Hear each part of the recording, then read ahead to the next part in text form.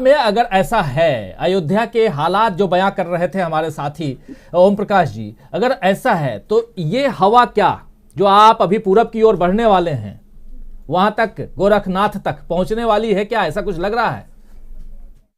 नहीं नहीं, बिल्कुल आपने जो बनारस तक नहीं जाती है गंगा, गंगा गाजीपुर और बलिया तक भी जाती है। तो इसलिए ऐसा नहीं है, गंगा वहां तक जाती है, फिर उसके आगे जाके सरजू और घाघरा मिल जाती है, तो वो फिर गोरखपुर और देवरिया और ये सारे इलाके जो है उसको टच करती है। तो हवा तो जो चल रही है वो चल ही रही है, उसमें कहीं कोई दो राय नहीं है। देखिए, अयोध्या के मामले में ये कर हो सकते थे लोग, अयोध्या को जिस जंग से, चूंकि हिंदू जनमानस के साथ आस्था का सवाल जुड़ा हुआ है, लेकिन जिस तरह के अहंकार की बातें इनके नारों में निकल के आई ना, जैसे मैंने पहले भी चर्चा में कहा था कि जब नाश मनुज पे छाता है, पहले विवेक मर जाता है। अब ऐसी ऐसी बातें कि जो राम को लाए हैं हम उनको लाएंगे, मतलब राम को आप कहां से लाए हैं भाई? कहां थे राम? किसी कंदरा में थे, किसी गुफा में थे, किसी पाताल लोक में थे, नदी समुद्र में कहां थे? कहां से लाए थे आप भाई? जो जनमानस जानता है वो यही जानता है कि कौशल्या देवी ने पैदा किया था उनको, राजा दशरथ ने पैदा किया था, जन जन के बीच में गोस्वामी तुलसीदास ने पहुंचाया था। आप कौन है भाई?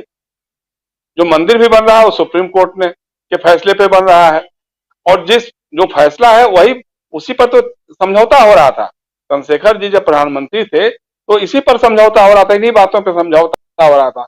विश्व हिंदू परिषद ने या भारतीय जनता पार्टी के लोगों ने उसको माना नहीं था, जिसके चलते पूरे देश भर में दंगे हुए, बाबरी मस्जिद का विध्वंस हुआ, दंगे हुए, हजारों लोग की जाने गई थी, लोगों में नफरत की दीवार खड़ी हो गई थी। तो अगर यही था तो उसी समय मान लिए होते, फिर क्या दिक्कत थी? लेकिन चूंकि आपका मकसद मंदिर बनाने से नहीं है, आपका मकसद जो है उसके राजनीतिकरण का है, उसके राजनीतिक रोटियां कितनी सेकी जा सकती हैं, इसका सवाल है आपके लिए, तो इसलिए उसको आप कर रहे हैं। अब मतलब कोई भी हिंदू जो है वो सब मानता है भाई राम हमारी आस्था के केंद्र हैं, उनके लिए कोई अनादर की बात कोई सोच भी नहीं सकता है, अयोध्या से ही थे वो। लेकिन आप जब ये कह रहे हैं कि हम उनको लाए, अरे कौन, कहां से लाए भाई? ये सवाल लोगों के दिमाग में है कि जो अहंकार की बातें कर रहे हैं लोग, तो उसका सबक लोग देना चाहते हैं। दूसरा ये है कि अब जैसे ओम प्रकाश सिंह बताएंगे अच्छी तरह से, देखिए सबसे बड़ी बात क्या हुई है कि पूरे उत्तर प्रदेश में भारतीय जनता पार्टी के विधायक सबसे अधिक नाराज हैं, क्योंकि उनका कोई काम ही नहीं हो रहा था। पूरे साल में, पूरे 5 वर्षों में नौकरशाही जिस तरह से हावी थी, अब जैसे इलाहाबाद में भी बता रहे हैं लोग, हर्ष वाजपेयी ने पूरे 5 साल में कोई काम नहीं, काम उनको करने लायक भी नहीं थे, और काम वो कुछ कर भी नहीं, सरकार सुनती नहीं थी। यही एक कारण था कि 100 विधायक वहां विधानमंडल भवन में जाकर के योगी सरकार के खिलाफ धरना दे रहे थे कि साहब हमारी सुनवाई नहीं हो रही है।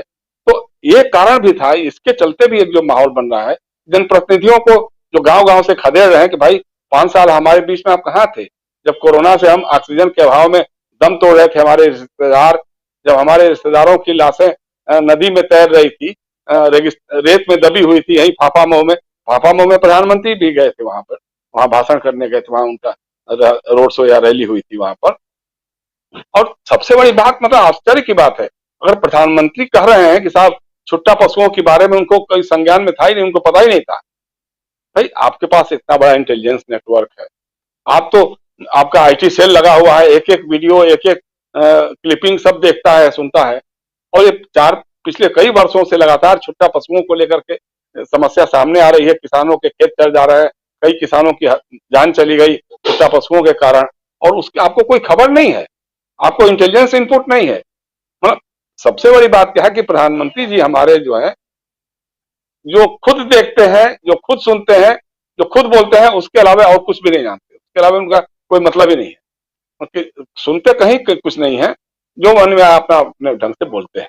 तो लोग तो सोचते हैं भाई अब आपके कहने से कि हमारे संज्ञान, 7 साल से सरकार आप चला रहे हैं, पूरी सरकार आपके पास है, उत्तर प्रदेश में डबल इंजन की सरकार है, और उसके बावजूद ये हालत हो रही है, और इसलिए हो रही है क्योंकि आपकी सरकार ने जो फैसला किया है छुट्टा पशुओं को छोड़ देने के लिए, भाई आप उनको रखिए, जहां जहां गौशालाएं बनी हुई है वहां जो गोवंश मर रहे हैं, दम तोड़ रहे हैं, उनकी रक्षा नहीं हो पा रही है, और आप कह रहे हैं अब गोबर से हम इकोनॉमी चलाएंगे, मतलब गाय के या भैंस के गोबर से, साढ़ के गोबर से आप इकोनॉमी चलाएंगे, तो अच्छी बात है भाई, करो ना। पहले वो आरएसएस के लोगों को एजेंसी दे दो उसी का, भारतीय जनता पार्टी के जो विधायक है, जो सांसद लगे हुए हैं, उनको एजेंसी दे दीजिए गोबर से, भाई गोबर की अर्थव्यवस्था चलाइए आप।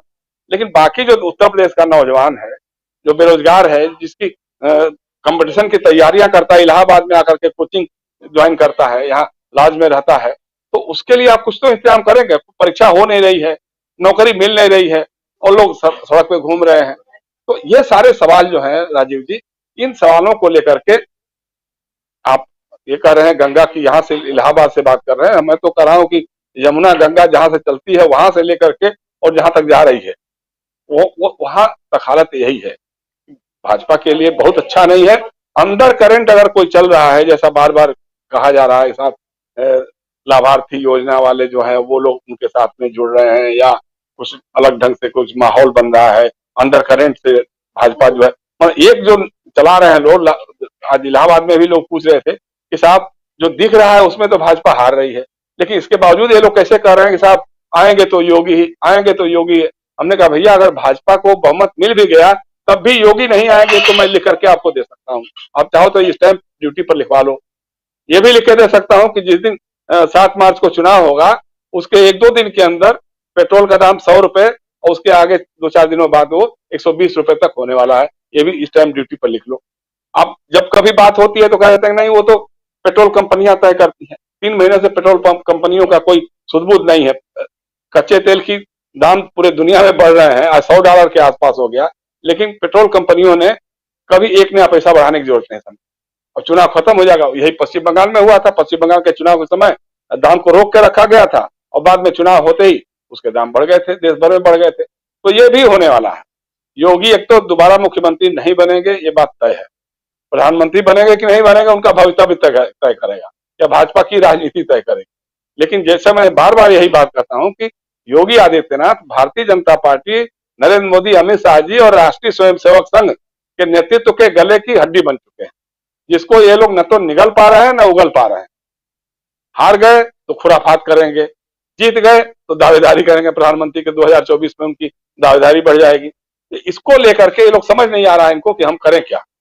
जी राजीव, बहुत ही महत्वपूर्ण बात, लेकिन एक बात यहां पर मैं जोड़ना चाहूंगा कि जब पेट्रोल डीजल की कीमत चुनाव के वक्त नहीं बढ़ते हैं तो यहाँ चुनाव आयोग को चाहिए कि पूरे साल भर चुनाव करवाए, कम से कम लोगों को महंगाई से तो राहत मिले।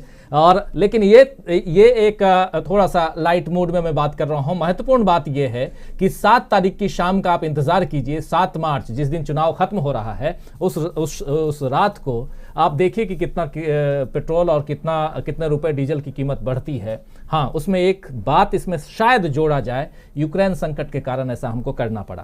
खैर, लेकिन